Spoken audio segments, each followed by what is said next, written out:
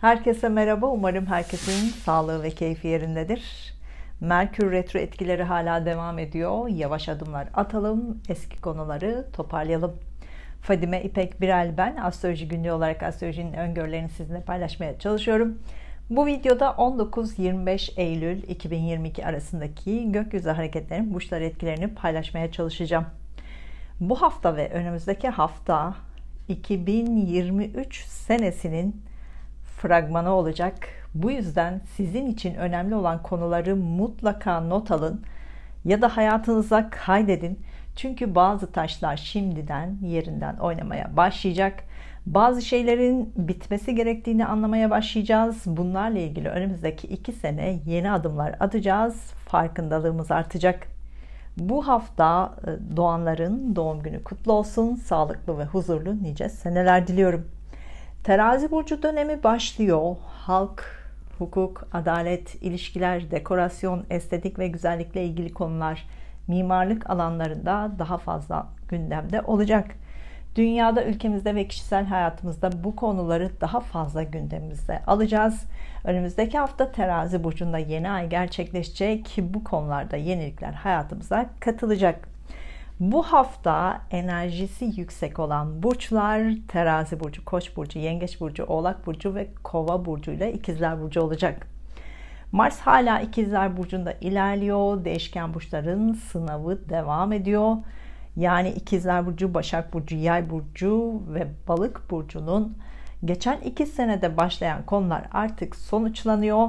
Eksik kalan taraflar tamamlanıyor. Daha kararlı adımlar atılıyor.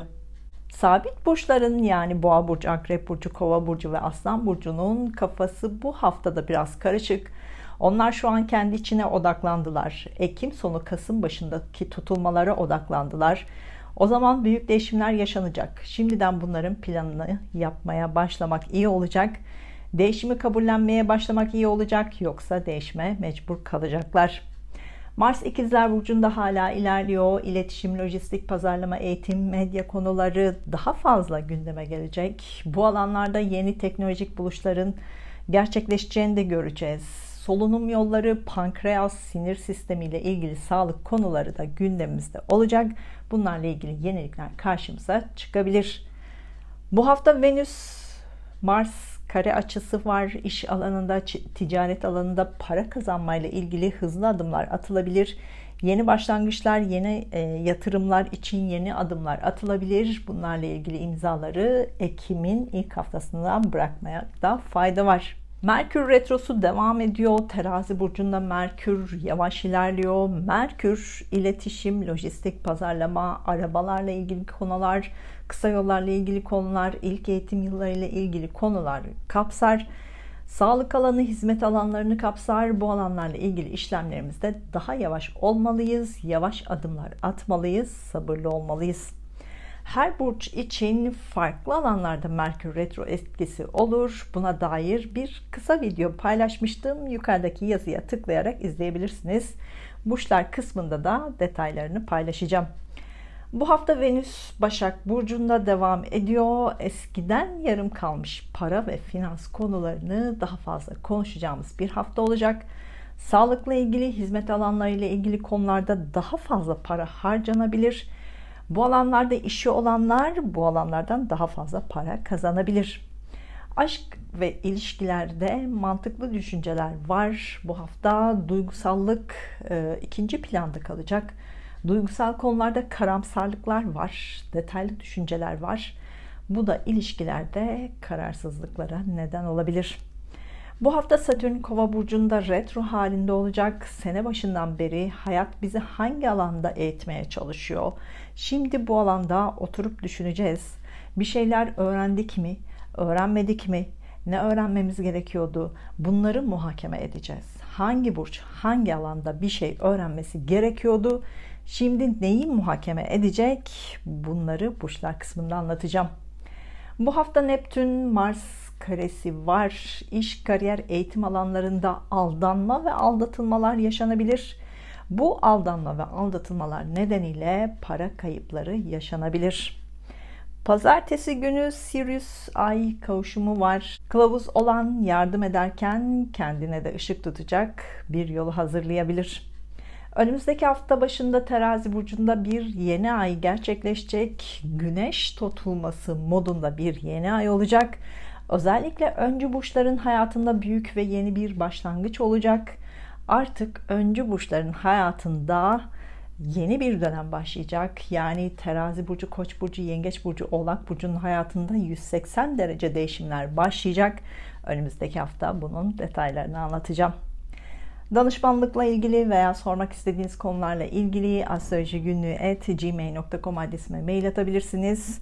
Astroloji ve Ben isimli kitabımla ilgili de imzalı olarak isterseniz kargo bilgilerinizi astrolojigünlüğü@gmail.com adresime yazarak sipariş verebilirsiniz. Dijital ortamlardan da temin edebilirsiniz. Şimdi 19-25 Eylül 2022 arasındaki gökyüzündeki transitleri burçlara etkilerini paylaşacağım. Burçlara dair dakikaları aşağıda açıklamalar kısmında yazacağım. Dakikalara tıklayarak burçlarınıza daha hızlı ilerleyebilirsiniz.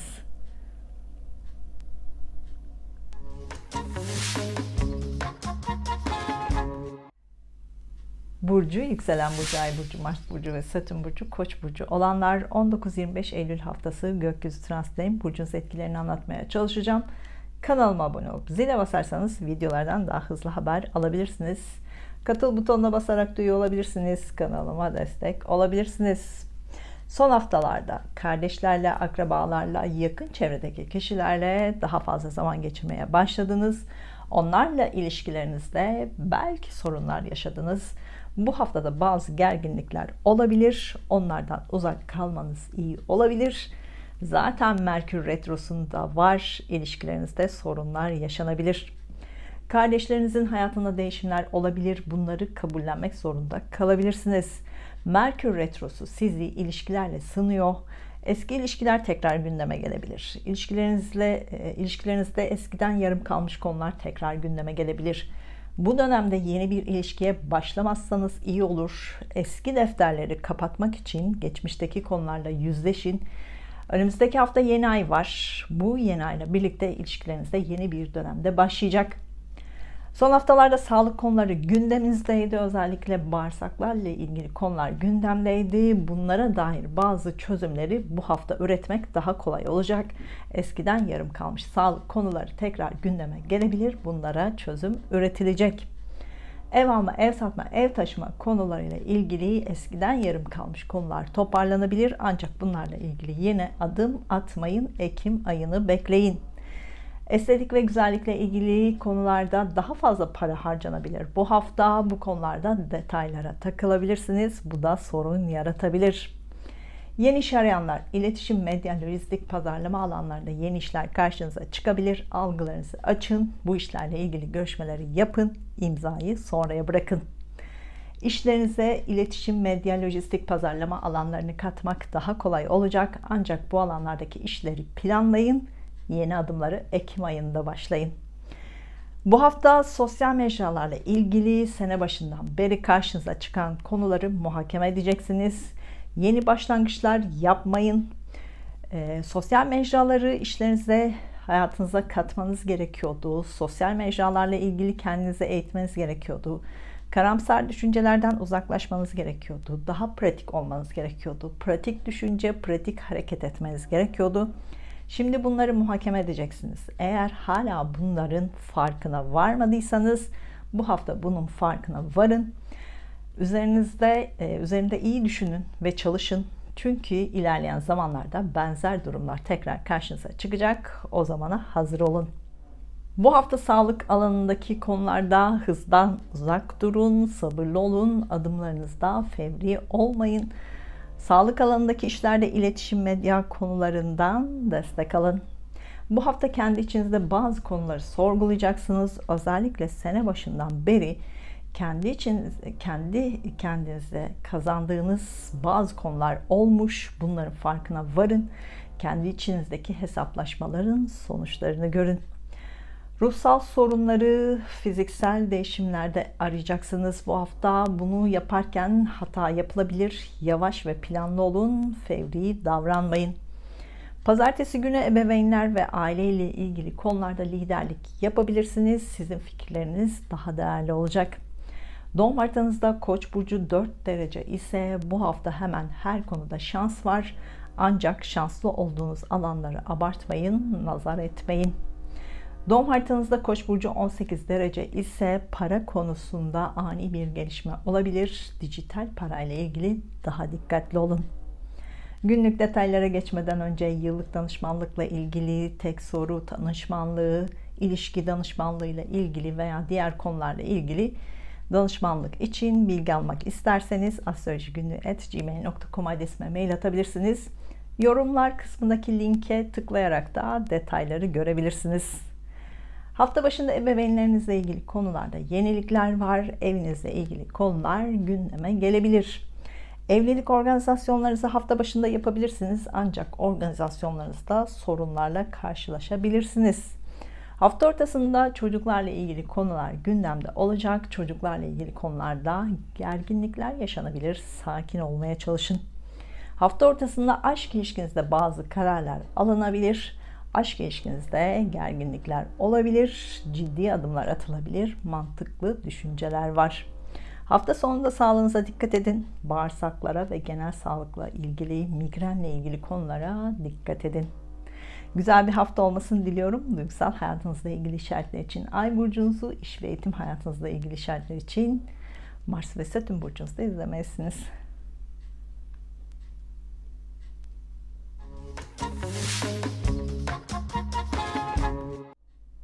Burcu, yükselen burcu, ay burcu, Mars burcu ve Satürn burcu, boğa burcu olanlar 19-25 Eylül haftası gökyüzü transiti burcunuz etkilerini anlatmaya çalışacağım. Kanalıma abone olup zile basarsanız videolardan daha hızlı haber alabilirsiniz. Katıl butonuna basarak da üye olabilirsiniz. Kanalıma destek olabilirsiniz. Son haftalarda para konuları gündeminizdeydi. Bu haftada para konusunda şanslı olacaksınız. Parayla ilgili görüşmeler yapılabilir. Yeni yatırım planlarıyla ilgili imzaları daha sonraya bırakın. Son haftalarda aşk konusu gündemdeydi. Bu haftada aşkta şans var. Ancak kararlarda kararsızlık olabilir. Aşkla ilgili mantıklı düşünceleriniz var. Bu mantıklı düşünceler içinde maddi konularda var. Bu sizi zorlayabilir. Bu hafta çocuklarla ilgili konularda daha fazla para harcanabilir. Çocuklarla ilgili konularda duygusallık çok fazla olacak. Son günlerde sağlık konularıyla ilgili eski konular gündeme gelmeye başladı. Bu haftada eski konular tekrar gündemde. Özellikle çocukların sağlığıyla ilgili eski konularda yeni gelişmeler yaşanabilir. Sağlık sektörü, kamu sektörü, hizmet sektöründen beklediğiniz haberleri alabilirsiniz. Bunlarla ilgili imzaları sonraya bırakın.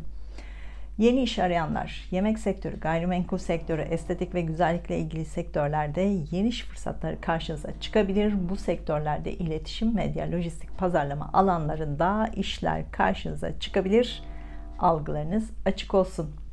Sahnelerle ilgili işleriniz varsa, sanatla ilgili işleriniz varsa, topluluk önünde işleriniz varsa bu hafta bu konularda güneş gibi parlayacaksınız.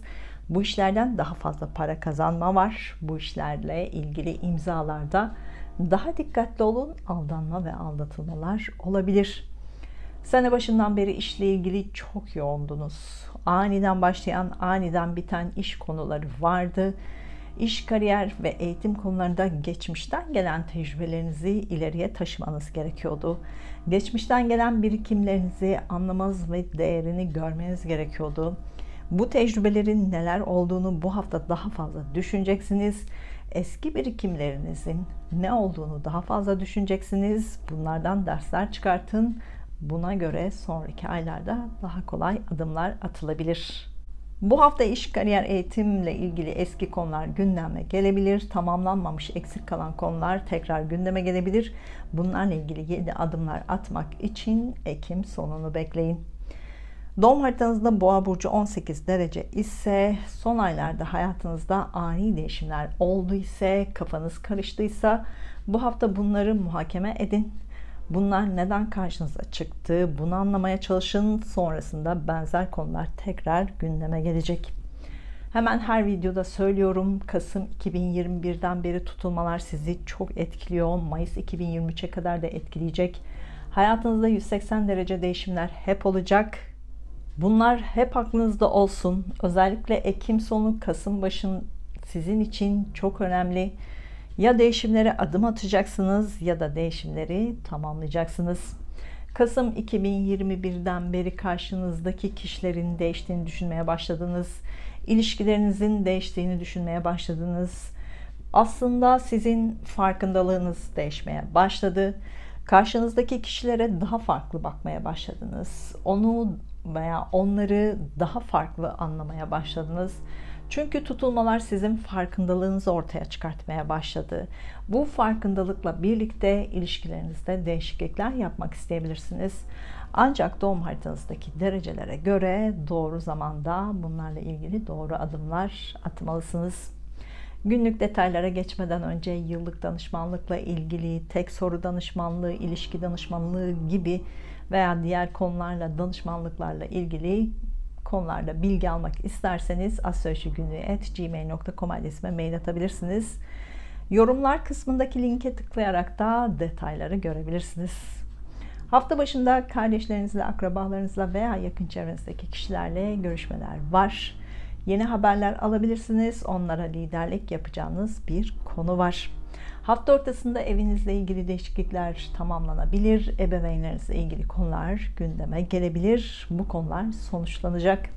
Hafta sonunda aşk ilişkinizle ilgili bazı konularda yeni haberler var. Aşk ilişkinizde ciddi kararlar alınabilir ancak bunları daha sonra uygulayın. Hafta sonunda çocuklarla ilgilenmek zorunda da kalabilirsiniz. Çocuklarla ilgili bazı konularda yenilikler var. Güzel bir hafta olmasını diliyorum. Duygusal hayatınızla ilgili işaretler için Ay burcunuzu, iş ve eğitim hayatınızla ilgili işaretler için Mars ve Satürn burcunuzda izlemelisiniz.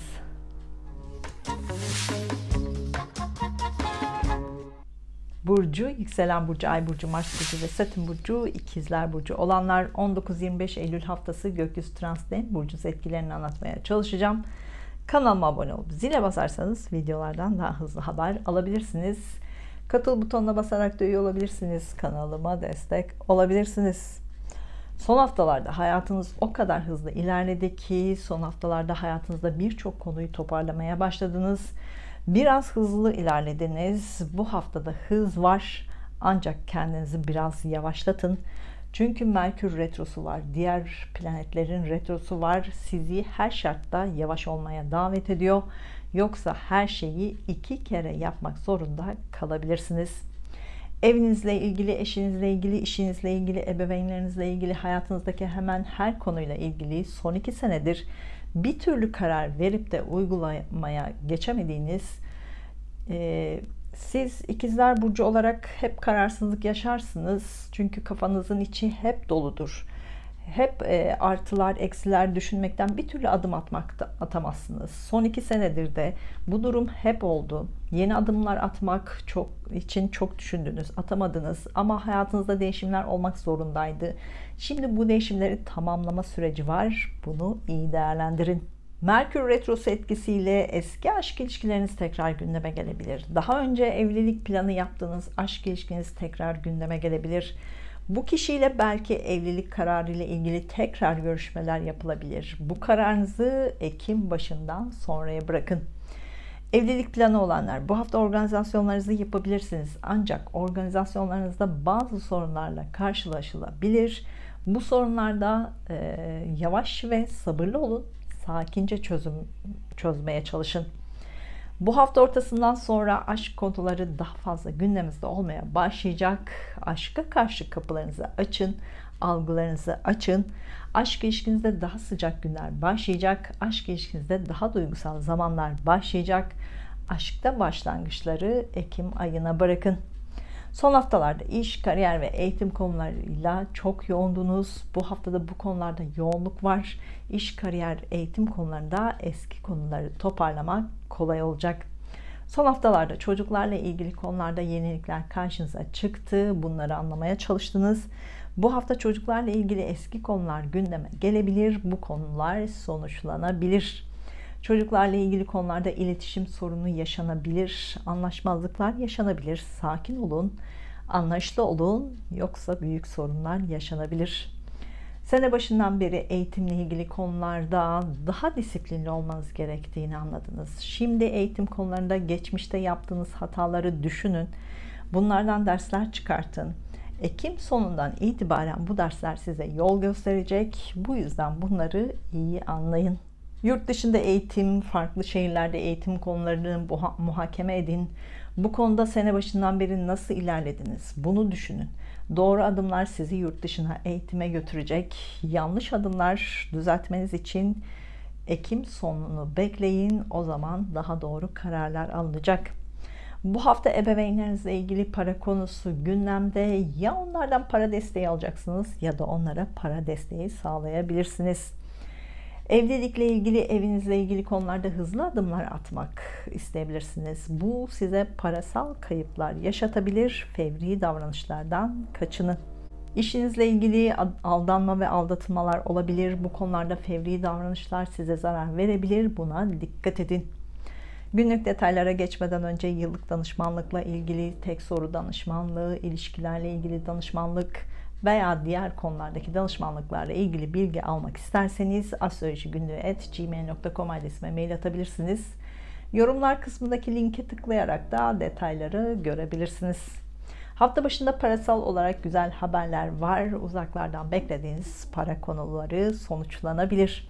Hafta ortasında kardeşleriniz veya akrabalarınızla gerginlikler yaşanabilir. Ortamdan uzak kalın. Hafta sonunda evinizde yenilikler yapılabilir. Partnerinizle duygusal zamanlar yaşanabilir. Güzel bir hafta olmasını diliyorum. Duygusal hayatınızla ilgili işaretler için Ay burcunuzu, iş ve eğitim hayatınızla ilgili işaretler için Mars ve Satürn burcunuzda izlemelisiniz.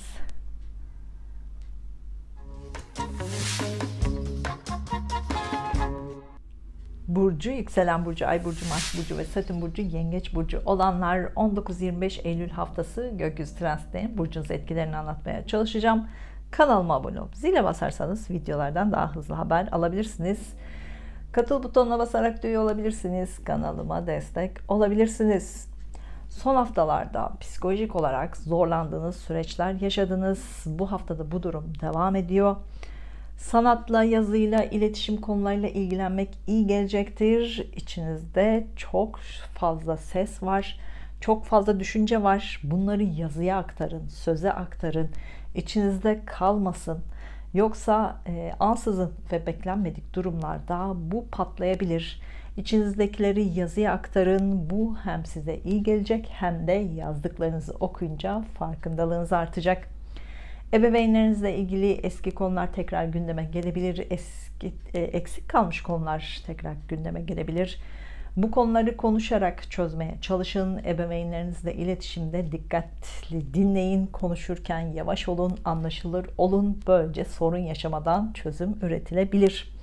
Son haftalardaki psikolojik baskılar sizi sağlık konusunda zorlayabilir. Sağlığınızla ilgili konuları abartmayın.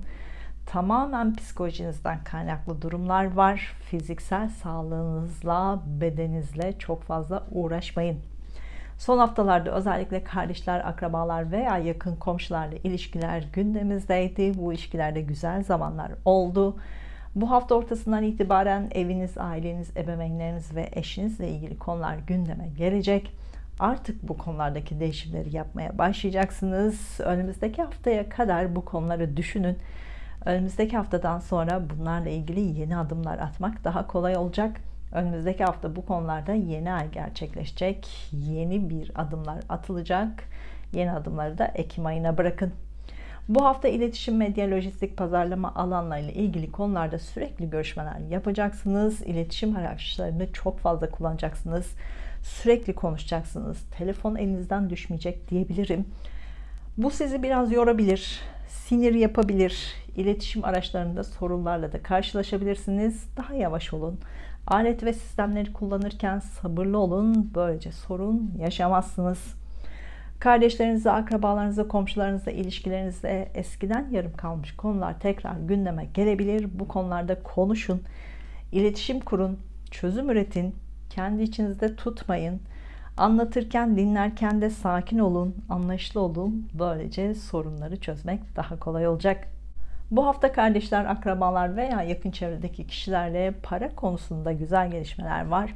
Onlardan parasal destek alabilirsiniz ya da onlara parasal destek sağlayabilirsiniz. Bu durum sizin psikolojinizi etkileyecek bir durum olabilir. Fevri davranışlardan uzak durun, yoksa sorun yaşanabilir. Uzaklarla ilgili konularda, eğitimle ilgili konularda, uzun yollarla ilgili konularda aldanma ve aldatılmalar olabilir. Bu durum sizin psikolojinizi etkileyebilir. Bu konularla ilgili hızlı adımlar atmayın. Daha yavaş olun, sakin olun. Bu hafta iş, kariyer, eğitim alanlarında şanssızlıklarla karşılaşabilirsiniz. Ancak bu sizi yeni kapılar açacak. Bu yüzden şansınıza küsmeyin. Biten ne varsa kabul edin, çünkü daha güzel bir fırsata neden olacak. Doğum haritanızda 18 derece Yengeç burcu var ise arkadaşlarınızla ilgili ani bir gelişme yaşanabilir. Buna hazır olun. Sene başından beri teknolojik alet ve sistemlerle ilgili çok fazla harcama yaptınız.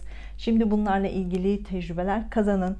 Bunları anlamaya çalışın. Ekim sonundan itibaren bu tecrübeler işinize yarayacak. Bunları daha rahat kullanacaksınız. Günlük detaylara geçmeden önce yıllık danışmanlıkla ilgili, tek soru danışmanlığı ile ilgili, ilişki danışmanlığı ile ilgili veya diğer konulardaki danışmanlıklarla ilgili bilgi almak isterseniz astrolojigünlüğü@gmail.com adresime mail atabilirsiniz. Yorumlar kısmında link bırakacağım. Detayları görebilirsiniz. Hafta başında enerjiniz yüksek olacak. Evinizle, ebeveynlerinizle, eşinizle ilgili konuları toparlamak kolay olacak. Karşınıza çıkan kişiye dikkat edin. Ona yol göstermeniz gerekebilir.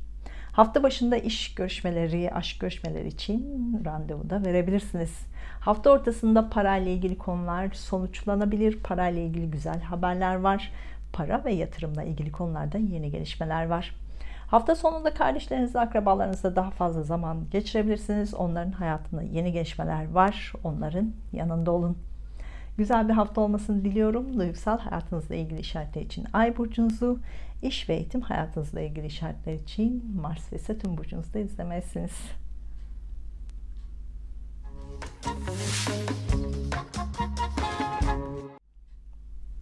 Burcu, yükselen burcu, Ay burcu, Mars burcu ve Satürn burcu, Aslan burcu olanlar 19-25 Eylül haftası gökyüzü transitlerinin burcunuz etkilerini anlatmaya çalışacağım. Kanalıma abone olup zile basarsanız videolardan daha hızlı haber alabilirsiniz. Katıl butonuna basarak üye olabilirsiniz. Kanalıma destek olabilirsiniz. Son haftalarda arkadaş ilişkilerinizde ani gelişmelerle karşılaştınız. Belki eski arkadaşlarınızla ilişkilerinizi kestiniz. Belki yeni ve farklı arkadaşlarla tanıştınız. Bu hafta arkadaşlarınızla ilişkilerinizde ani gelişmeler var. Onlar bazı konularda sizi harekete geçirebilirler. Onların desteğini alabilirsiniz. Son haftalarda sosyal mecralarda, sosyal alanlarda yeni başlangıçlar yaptınız. Bu alanlarda daha fazla öne çıkmaya başladınız. Bu hafta bu konularda yenilikler daha fazla olacak. Bu alanlardan daha fazla para kazanma da var. Son haftalarda para konusunda güzel gelişmeler oldu. Bu hafta parayla ilgili güzel haberler var. Olumlu para konuları var. Eskiden yarım kalmış para konuları da tekrar gündeme gelecek. Beklediğiniz para elinize gelecek. Bu hafta kardeşleriniz, akrabalarınız veya yakın komşularınızla ilgili konular gündeme gelebilir. Onlarla ilişkilerinizde anlaşmazlık yaşanabilir.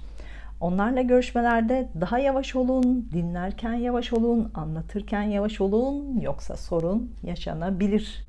Yeni iş arayanlar sosyal mecralarda, sosyal alanlarda, teknolojik ortamlarda, e-ticaret gibi alanlarda yeni iş fırsatları karşınıza çıkabilir. Bunları değerlendirin.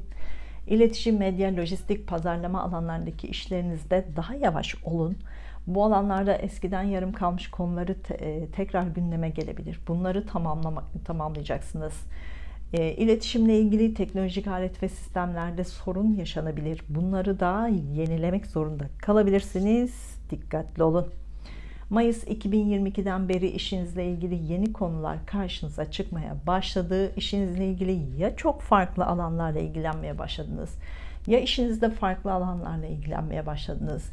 İş, kariyer, eğitimle ilgili konularda daha önceden dikkatinizi çekmeyen konularla ilgilenmek zorunda kaldınız. Bu durum bir sene daha devam edecek. İş, kariyer ve eğitimle ilgili konuları düzenlemeye çalışacaksınız. Mayıs 2022'den beri ev, aile, ebeveynler ve eş konusunda hayatınız tepetaklak oldu. Bazı şeylerin de değişmesi gerekiyordu. Ev, aile, ebeveynler ve eş konusunda farkındalığınız arttı. Onların değiştiğini düşünmeye başladınız. Aslında sizin onlarla ilgili düşünceleriniz değişti. Farkındalığınız değişti. Bu da onlarla olan ilişkilerinizde değişimler yapmanıza neden oldu. Onlarla ilgili değişiklikler yapmanıza neden oldu. Bu hafta bunları daha fazla düşüneceksiniz. Ekim-Kasım 2022'de hayatınızda değişimler olacak. Şimdiden buna hazırlık yapın. Sene başından beri ikili ilişkilerden neler öğrendiniz? Karşınızdaki kişiye ne öğrettiniz? Onlardan neler öğrendiniz? Karşınızdaki kişilerle ilgili karamsar ve kuşkularla dolu düşünceleriniz oldu. Karamsar olduğunuz durumları iyi düşünün. Şimdi bunları muhakeme edeceksiniz. Aslında o durumlardan öğrenmeniz gereken konular vardı. Bunların şimdi daha fazla farkına varın. Bunlardan dersler çıkartın. Bu dersler Ekim sonundan itibaren çok işinize yarayacak. Para harcama konusunda aldanma ve aldatılmalar hala devam ediyor. Buna dikkat edin. Siz vermeyi seven birisiniz. Para konusunda fedakarlık yapmayı seven birisiniz. Bu özelliğinizi kullanmak isteyenler olacak. Buna dikkat edin. Günlük detaylara geçmeden önce yıllık danışmanlıkla ilgili, tek soru danışmanlığı ile ilgili veya ilişki danışmanlığı ya da diğer konulardaki danışmanlıklarla ilgili bilgi almak isterseniz astrolojigünlüğü@gmail.com adresime mail atabilirsiniz. Yorumlar kısmında da link bırakacağım. Detayları görebilirsiniz. Hafta başında ruhsal konularla yoğun olacaksınız. Kendinize odaklanın. Hoşunuza gidecek konuya odaklanın. Hafta ortasında enerjiniz yüksek olacak. Duygularınızla ilgili bazı kararlar verebilirsiniz. Mantıklı kararlar verebilirsiniz. Bu kararları da uygulayabilirsiniz. Hafta ortasında içinizde büyük bir enerji olacak. Bunu iyi yönde kullanmak için kendinizi frenlemek zorunda kalabilirsiniz. İş görüşmeleri için, aşk görüşmeleri için hafta ortasına randevu verebilirsiniz. Hafta sonunda uzun zamandır beklediğiniz para elinize gelebilir. Parayla ilgili güzel gelişmeler var. Hafta sonunda telefon görüşmeleri de sizi çok yorabilir. İletişim araçlarından uzak kalmaya çalışın. Güzel bir hafta olmasını diliyorum. Duygusal hayatınızla ilgili işaretler için Ay burcunuzu, iş ve eğitim hayatınızla ilgili işaretler için Mars ve Satürn burcunuzda izlemelisiniz.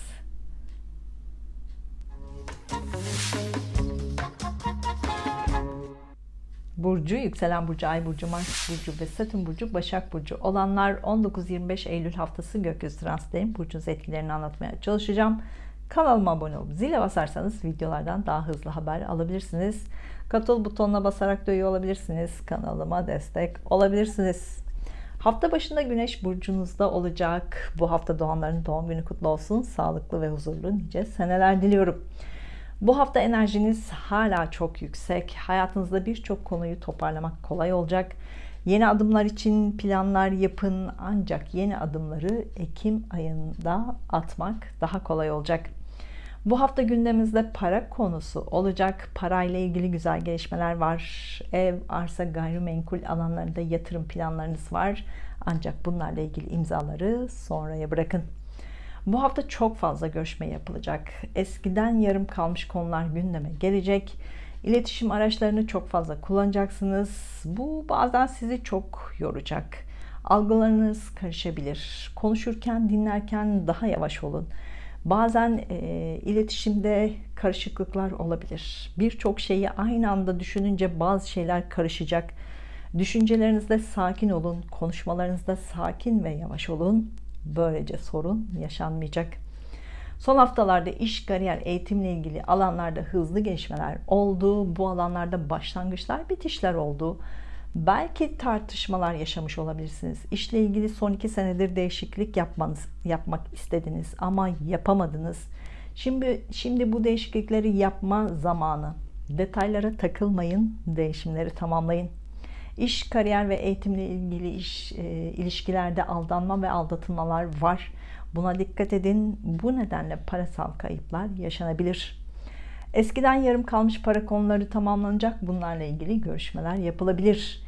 Bu hafta aşkta şanslı sizsiniz. Ancak aşkta mantıklı düşünceler var. Mantıklı kararlar var. Aşk ilişkinizde para ve mantıklı düşünceler var. Duygusallık arka planda kalacak. Duygusallığı para ve mantıkla yönetmeyin. Siz her işi mükemmel yapmaya çalışan birisiniz. Başladığınız her konuyu sonunu düşünerek başlarsınız. Yaptığınız her işe mükemmel sonuç beklersiniz. Her işi mükemmel yapacağım diyerek yola çıkarsınız. Herkesin aradığı elemansınız. Çünkü yapacağınız işte başkasına güvenmeyeceğiniz için, kendiniz yapacağınız için, başkasından destek almayacağınız için sizinle çalışanlar iş yapmak için sizden fırsat bulamaz. Bütün işi siz yaparsınız. Bazen bunun farkına da varmanız zaman olur. Bugünlerde bunun farkındalığı olacak. Bu özelliği törpülemeye başlayın. Mükemmel iş çıkaracağım derken bütün işlerin sorumluluğunu almayın. Bu hafta ikili ilişkilerde gerginlikler yaşanabilir. Duygu sömürüsü çok fazla. Bunlarla aldanıp merhamet etmeyin. Siz zarar görebilirsiniz. Sene başından beri sağlık sektörü, kamu sektörü, hizmet sektörüyle ilgili konulardan beklediğiniz haberler bu hafta alınabilir. Bu konularda başlangıçlar için Ekim sonunu beklemek zorunda kalacaksınız. Mars burcunuz veya Satürn burcunuz Başak Burcu ise bu hafta iş, kariyer ve eğitim konularında görüşmeler var. İş, kariyer, eğitim konularında yavaş adımlar atın. Görüşmelerde sakin olun. Yoksa sorunlar yaşanabilir. Günlük detaylara geçmeden önce yıllık danışmanlıkla ilgili tek soru danışmanlığı, ilişki danışmanlığı veya diğer konulardaki danışmanlıklarla ilgili bilgi almak isterseniz astrolojigünlüğ@gmail.com adresime mail atabilirsiniz. Yorumlar kısmına da link atacağım. Detayları görebilirsiniz. Hafta başında sosyal ortamlarda duygusal zamanlar yaşanabilir. Arkadaşlarınızla zaman geçirebilirsiniz. Psikolojinize iyi gelecek. Hafta ortasında ruhsal olarak yoğun olacaksınız. Psikolojik olarak zor günler olacak. İçinizdeki enerjiyi iyi yönetin. Hafta sonunda enerjiniz yüksek olacak. Kendinizi daha iyi hissedeceksiniz. İş görüşmeleri için, aşk görüşmeleri için hafta sonuna randevu verebilirsiniz. Yeni ay öncesinde hafta sonunda biraz depresif durumlarda yaşayabilirsiniz. Güzel bir hafta olmasını diliyorum. Duygusal hayatınızla ilgili işaretler için Ay burcunuzu, iş ve eğitim hayatınızla ilgili işaretler için Mars ve Satürn burcunuzda izlemelisiniz.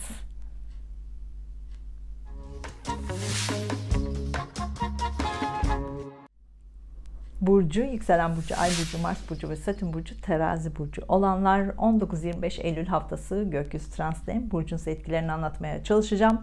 Kanalıma abone olup zile basarsanız videolardan daha hızlı haber alabilirsiniz. Katıl butonuna basarak da üye olabilirsiniz. Kanalıma destek olabilirsiniz.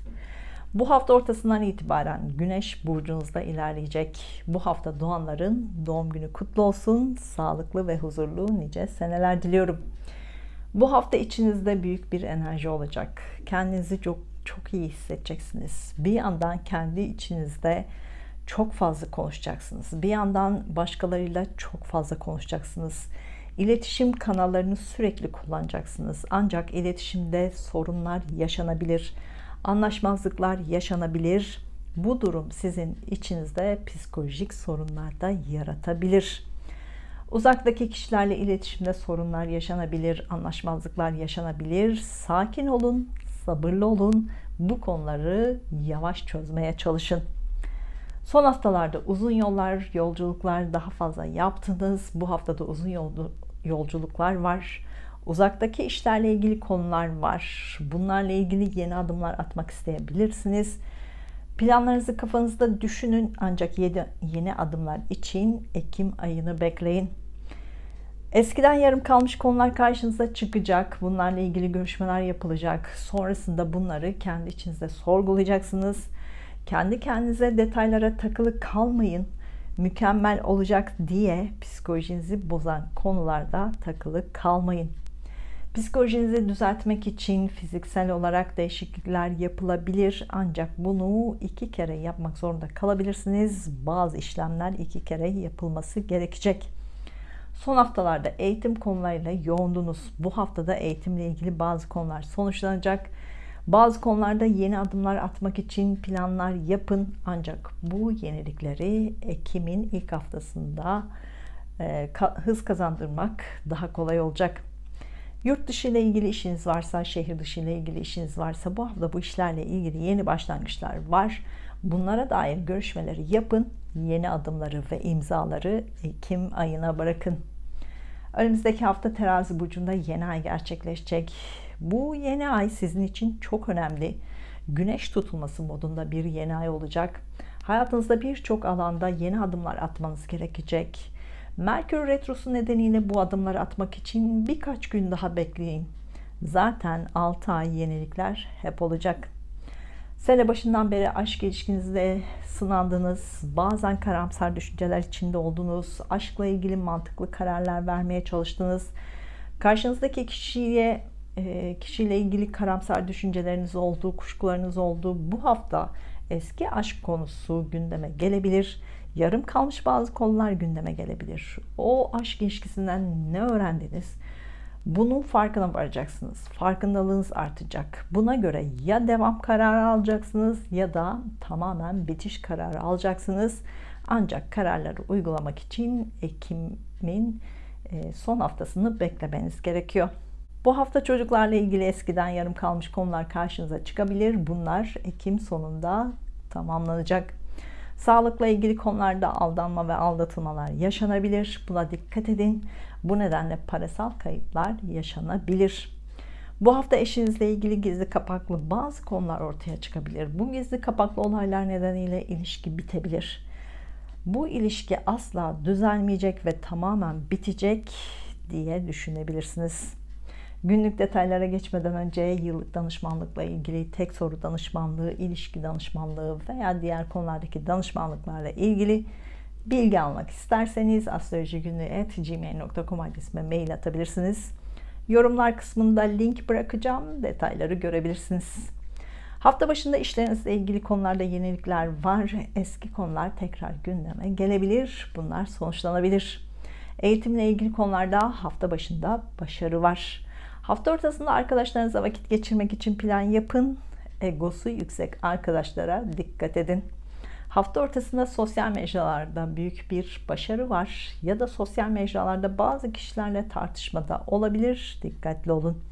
Hafta sonunda biraz depresif durumlar söz konusu olacak. Kendi içinize çekilmek isteyebilirsiniz.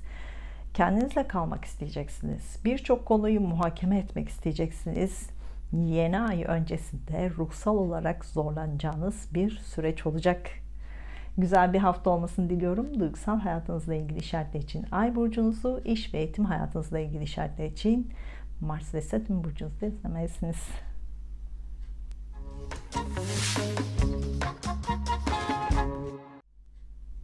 Burcu, yükselen burcu, Ay burcu, Mars burcu ve Satürn burcu, Akrep burcu olanlar 19-25 Eylül haftası gökyüzü transitlerinin burcunuz etkilerini anlatmaya çalışacağım. Kanalıma abone olup zile basarsanız videolardan daha hızlı haber alabilirsiniz. Katıl butonuna basarak üye olabilirsiniz. Kanalıma destek olabilirsiniz. Son haftalarda sosyal mecralarda, sosyal alanlarda daha fazla vakit geçirdiniz. Arkadaş ortamlarında vakit geçirdiniz. Enerjiniz çok yükseldi. Bu hafta ortasından itibaren artık kendi içinize çekilme zamanı başlıyor.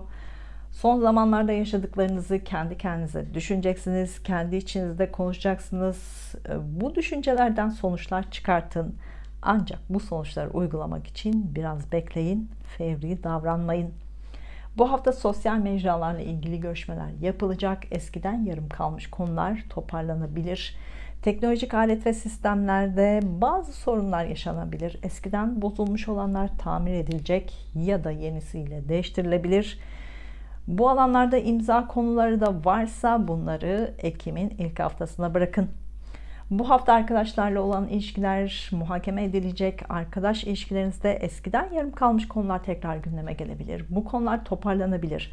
Arkadaşlarla ilişkilerde anlaşmazlıklar yaşanabilir. Yanlış anlaşılmalar olabilir. Yavaş olursanız, sakin olursanız büyük sorun yaşamazsınız. Son haftalarda çok fazla para harcadınız. Bu haftada yine çok fazla para harcama var. Eş ortaklıktan dolayı finansal olarak zorlanabilirsiniz. Bu konularda fevri davranışlar sizi zorlayabilir. Sakin kalmaya çalışın. Bu hafta içinizde enerji çok fazla olacak. Her konuya hemen atılmak, karar vermek isteyeceksiniz. Ancak bunu yapmayın. İçinizdeki enerjiyi sanata harcayın, estetik güzelliğe harcayın.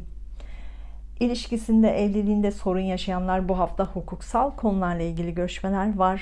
Eş veya ortakla ilgili finansal konularda gündeminizde, bu konularda inatlaşmalar yaşanabilir. Bu konularda fevri adımlar atılabilir. Daha sakin ve yavaş olmaya çalışın. Yoksa sorunlar yaşanabilir. Son haftalarda sağlık konuları gündemimizdeydi. Bu hafta sağlıkla ilgili konularda hala gündemimizde. Baş, boyun, gözler, burunla ilgili sağlık konularına dikkat edin. Bu konularda ameliyat konuları olabilir. Bu ameliyatlarda yavaş adımlar atın, hızdan kaçının. Bu hafta sosyal mecralardan, sosyal alanlardan daha fazla para kazanma var. Bu hafta sosyal mecralarda, sosyal alanlarda veya arkadaş ortamlarınızda ya da arkadaşlarınızdan biriyle aşk ilişkisi başlayabilir. Bu aşkla da mantıklı düşünceler daha fazla olacak. Sene başından beri ebeveynlerinizle ilgili konularda sınandınız. Ebeveynlerinizle ilişkilerinizde bazen gerildiniz, bazen karamsar düşünceleriniz oldu. Onlarla olan ilişkilerinizden bir şeyler öğrenmeniz gerekiyordu. Onların hayatındaki değişimleri anlamanız gerekiyordu. Şimdi bunları düşüneceksiniz, muhakeme edeceksiniz. Onlarla olan ilişkilerinizden bazı tecrübeler çıkartın. Bu tecrübeler Ekim sonundan itibaren size yol gösterici olacak. Eşinizle ilgili eskiden yarım kalmış konular tekrar gündeme gelecek. Bu konuları anlayın, bunları düşünün. Ekim sonundan itibaren bu konuları toparlamak kolay olacak. Doğum haritanızda 18 derece Akrep Burcu var ise eş veya ortakla ilgili ani gelişmeler yaşanabilir. Buna dikkat edin. Doğum haritanızda 23 derece Akrep Burcu varsa çocuklarla ilgili konularda kendinizi yetersiz hissedebilirsiniz. Bu histen kurtulun. Çünkü sezgilerinizle çocukları daha iyi anlayacaksınız. Kasım 2021'den beri tutulmalar Akrep Burcu, Boğa Burcu aksında gerçekleşiyor. Bu sizin hayatınızda köklü değişimleri işaret ediyor. Mayıs 2023'e kadar hayatınız tepetaklak olacak. Altı üstüne gelebilir. Altının üstünden daha iyi olduğunu düşünerek bunu kabul edin. Planları siz yapın. Değişimin kontrolünü elinize alın. Yoksa karşınıza çıkacak değişimlere mecbur kalabilirsiniz. Günlük detaylara geçmeden önce yıllık danışmanlıkla ilgili tek soru danışmanlığı, ilişki danışmanlığı veya diğer konulardaki danışmanlıklarla ilgili bilgi almak isterseniz astrolojigünlüğü@gmail.com adresime maille sipariş verebilirsiniz. Yorumlar kısmında link bırakacağım. Detayları oradan görebilirsiniz. Hafta başında yurt dışı ile şehir dışı ile ilgili konular gündeme gelebilir. Beklediğiniz haberleri alabilirsiniz. Uzun yolculuklar var. Uzun yollarda liderlik yapma var. Hafta başında eğitimle ilgili konular gündemde olacak. Eğitimle ilgili bazı konular sonuçlanacak. Eğitimle ilgili konularda başarı var. Hafta ortasında iş, kariyer konularıyla ilgili konular tamamlanacak. Beklediğiniz haberleri alıp yeni bir işe başlayabilirsiniz. İş görüşmeleri için hafta ortasında randevu verin. İş görüşmelerinde başarı var. Ancak işle ilgili alanlarda bazı kişilerle tartışmalar yaşanabilir. Dikkatli olun. Hafta sonunda sosyal mecralarda daha fazla zaman geçireceksiniz. Bu alanlardaki işlerinizde bazı konular sonuçlanabilir. Hafta sonunda arkadaşlarınızla ilişkilerinizde bazı sonuçlanmalar da yaşanabilir. Haftanın son gününde sürekli kendinizle konuşur halde olacaksınız. Bunları yazıya aktarın. Güzel bir hafta olmasını diliyorum. Duygusal hayatınızla ilgili işaretler için Ay burcunuzu, iş ve eğitim hayatınızla ilgili işaretler için Mars ve Satürn burcunuzda izlemezsiniz.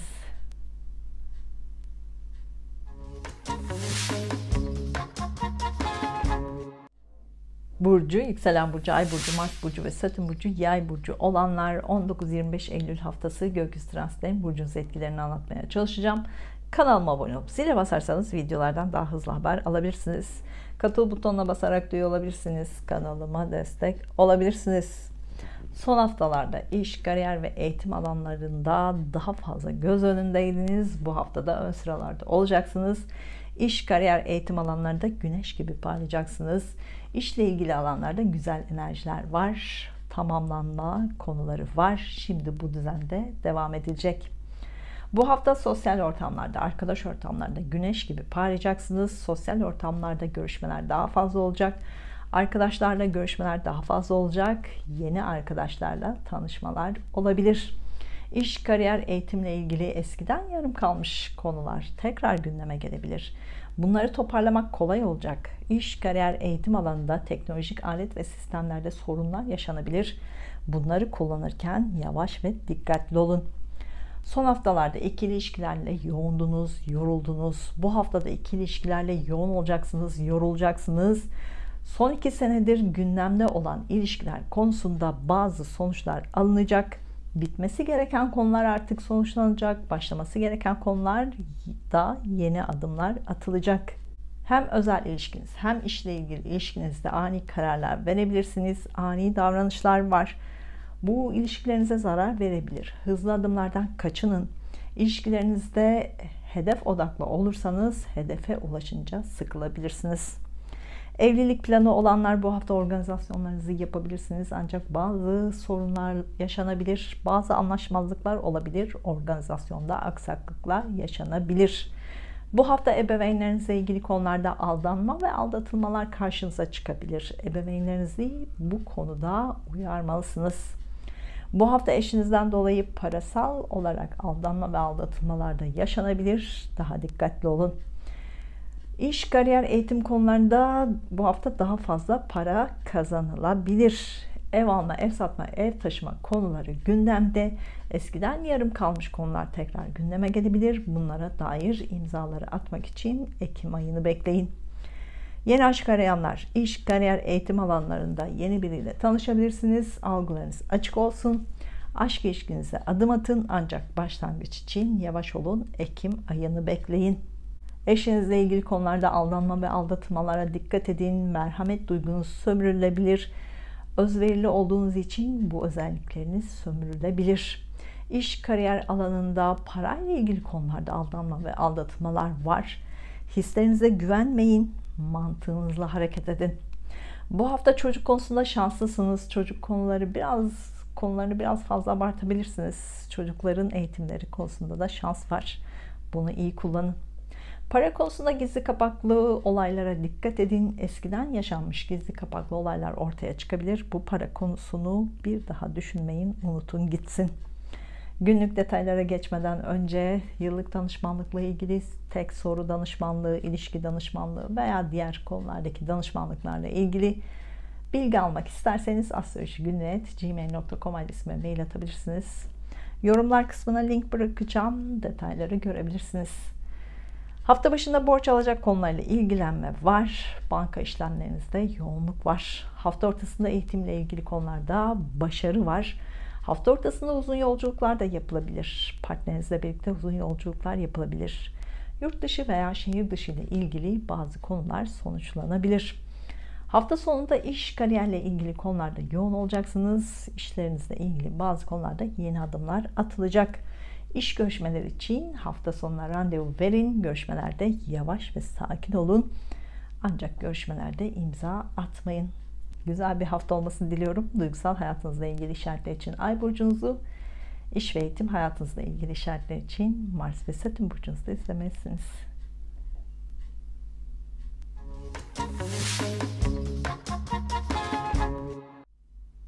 Burcu, yükselen burcu, Ay burcu, Mars burcu ve Satürn burcu, Oğlak burcu olanlar 19-25 Eylül haftası gökyüzü transitlerin burcunuz etkilerini anlatmaya çalışacağım. Kanalıma abone olup zile basarsanız videolardan daha hızlı haber alabilirsiniz. Katıl butonuna basarak duyuyor olabilirsiniz. Kanalıma destek olabilirsiniz.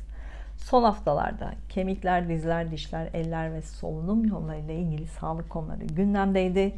Bu hafta sağlıkla ilgili konular var. Bu konularda hızlı adımlar atılabilir. Sağlığınıza dikkat edin. Sağlık sektöründen, hizmet sektöründen, kamu sektöründen beklenen haber gelebilir. Bu alanlarla ilgili konularda hızlı adımlar atılabilir. Bu hafta yurt dışı veya şehir dışı ile ilgili konularda yeni görüşmeler var. Bu konularda görüşmeler yapılabilir. Uzaklardan beklediğiniz haber gelebilir. Bu haberler güzel gelişmelere neden olabilir.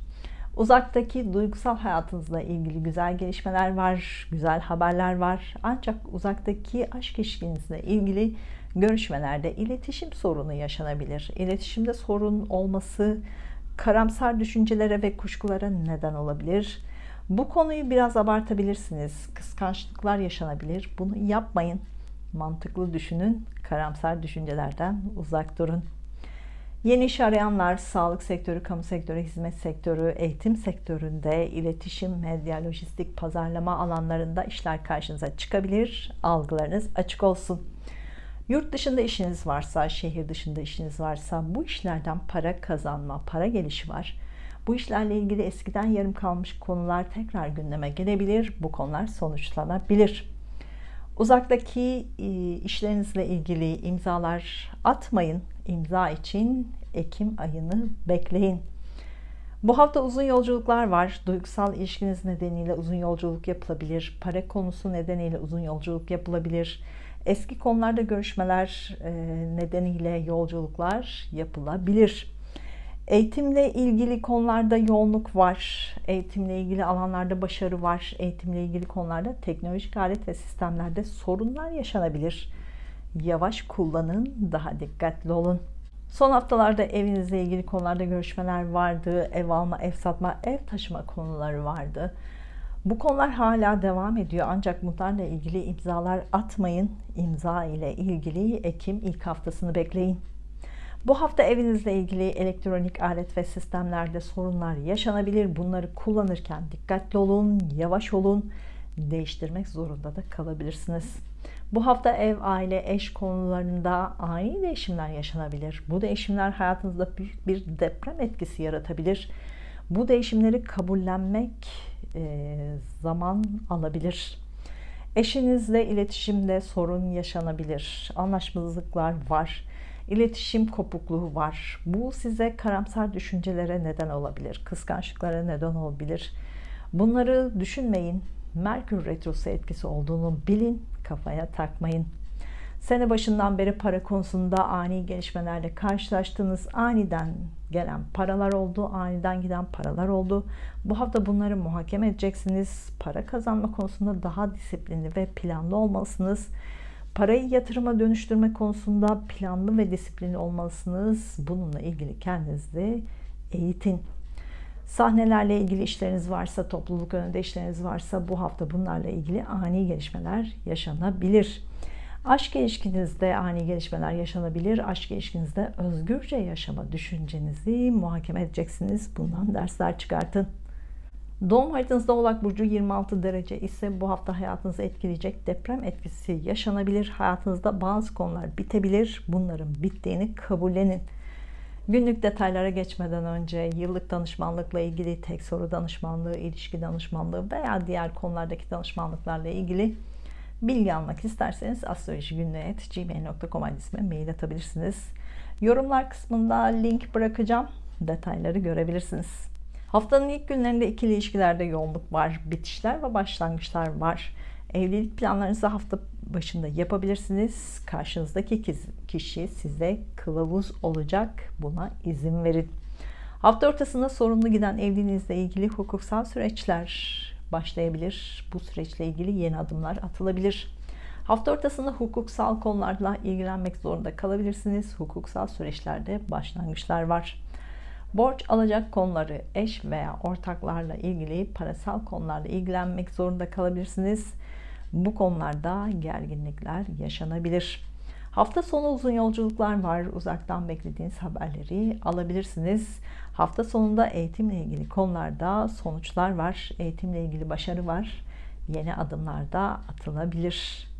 Güzel bir hafta olmasını diliyorum. Duygusal hayatınızla ilgili işaretler için Ay burcunuzu, iş ve eğitim hayatınızla ilgili işaretler için Mars ve Satürn burcunuzda izlemelisiniz.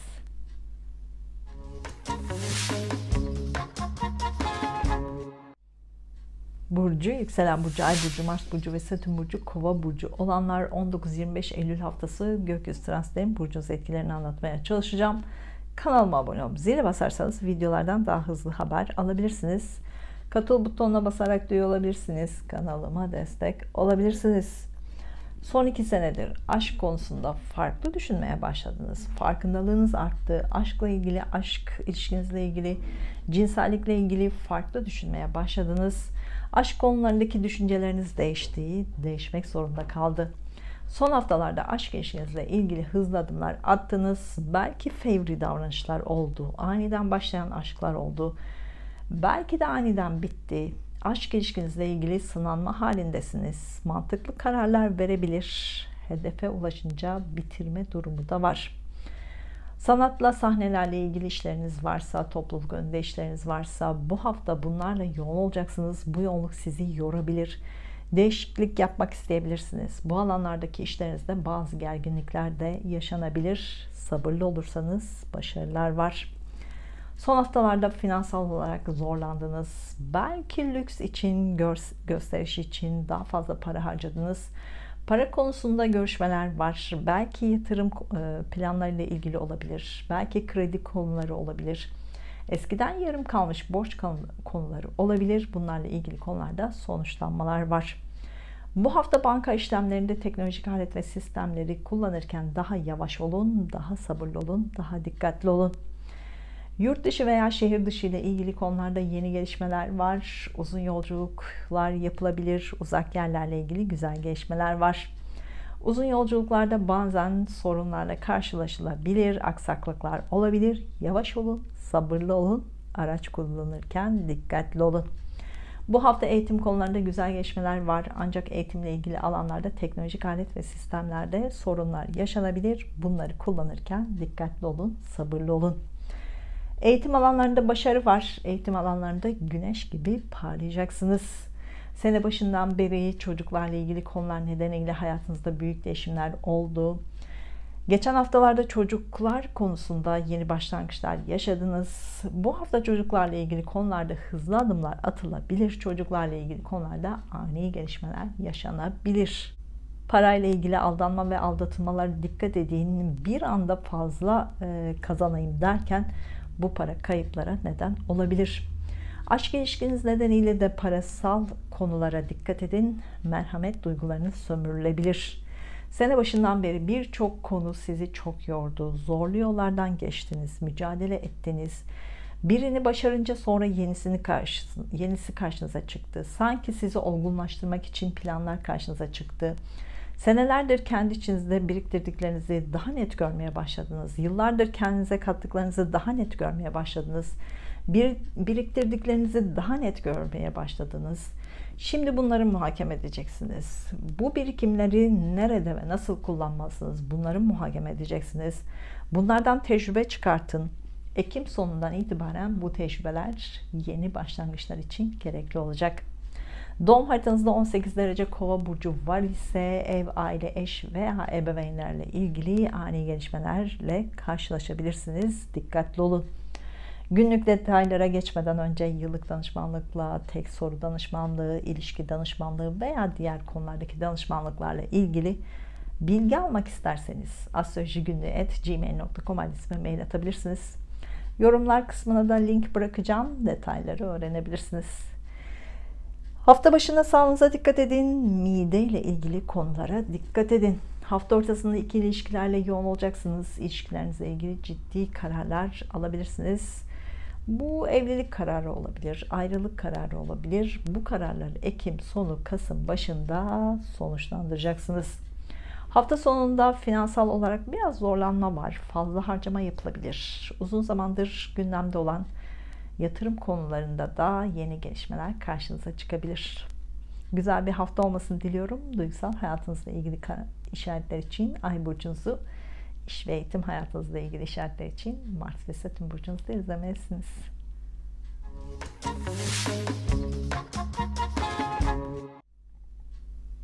Burcu, yükselen burcu, Ay burcu, Mars burcu ve Satürn burcu, Balık burcu olanlar 19-25 Eylül haftası gökyüzü transitlerinin burcunuz etkilerini anlatmaya çalışacağım.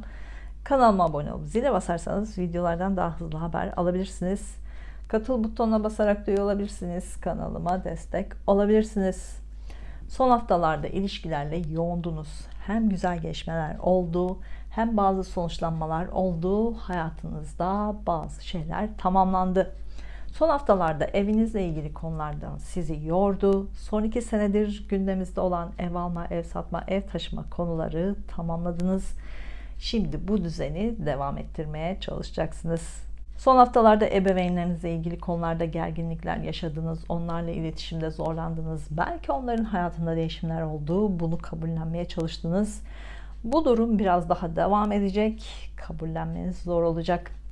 Evlilik planı olanlar organizasyonlarınızı yapın, ancak bazı sorunlarla karşılaşabilirsiniz. Organizasyonlarınızda aksaklıklar yaşanabilir. Merkür Retrosu sizi hem ilişkilerde hem finans konusunda zorlayacak.